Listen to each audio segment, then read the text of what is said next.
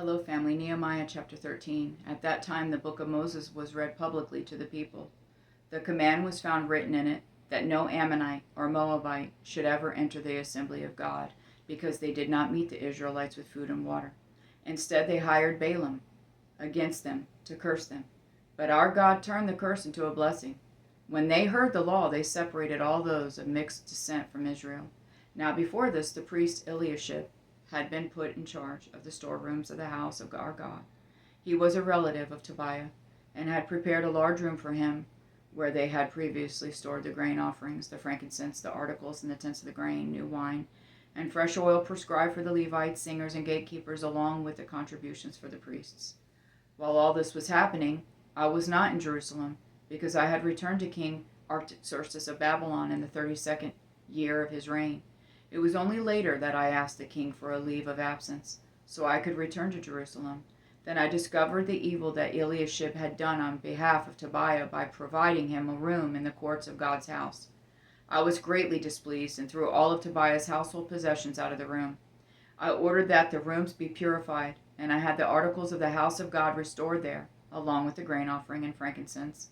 I also found out that because the portions for the Levites had not been given, each of the Levites and the singers performing the service had gone back to his own field. Therefore I rebuked the officials, asking, "Why has the house of God been neglected?" I gathered the Levites and singers together and stationed them at their posts. Then all Judah brought a tenth of the grain, new wine, and fresh oil into the storehouses. I appointed as treasurers over the storehouse the priest Shelemiah, the scribe, Zadok, and Pedaiah the Levites, with Hanan son of Zaccur, son of Mattaniah, to assist them, because they were considered trustworthy.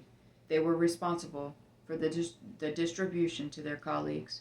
Remember me for this, my God, and don't erase the deeds of faithful love I have done for the house of my God and for its services. At that time I saw people in Judah treading wine presses on the Sabbath. They were also bringing in stores of grain and loading them on donkeys, along with wine, grapes, and figs. All kinds of goods were being brought to Jerusalem on the Sabbath day, so I warned them against selling food on that day. The Tyrians living there were importing fish and all kinds of merchandise and selling them on the Sabbath to the people of Judah and Jerusalem. I rebuked the nobles of Judah and said to them, "What is this evil you are doing, profaning the Sabbath day?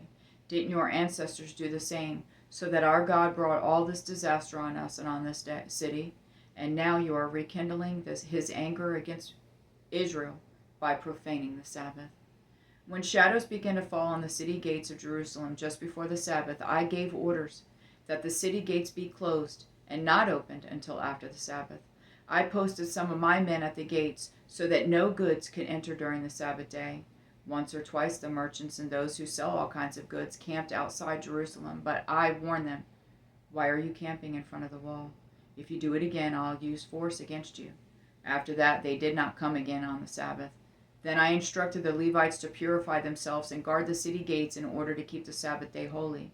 Remember me for this also, my God, and look on me with compassion according to the abundance of your faithful love. In those days I also saw Jews who had married women from Ashdod, Ammon, and Moab. Half of their children spoke the language of Ashdod, or the language of one of the other peoples, but could not speak Hebrew. I rebuked them, cursed them, beat some of their men, and pulled out their hair. I forced them to take an oath before God, and said, "You must not give your daughters in the marriage to their sons, or take their daughters as wives for your sons or yourselves." Didn't King Solomon of Israel sin in matters like this? There was not a king like him among many nations. He was loved by his God, and God made him king over all Israel, yet foreign women drew him into sin. Why then should we hear about you doing all this terrible evil and acting unfaithfully against our God by marrying foreign women? Even one of the sons of Jehoiada, son of the high priest, Eliashib, had become a son-in-law to Sanballat the Horonite, so I drove him away from me. Remember them, my God, for defiling the priesthood as well as the covenant of the priesthood and the Levites. So I purified them from everything foreign and assigned specific duties to each of the priests and Levites. I also arranged for the donation of wood at the appointed times and for the first fruits. I love you, Jonathan, Jesse, and Ryan.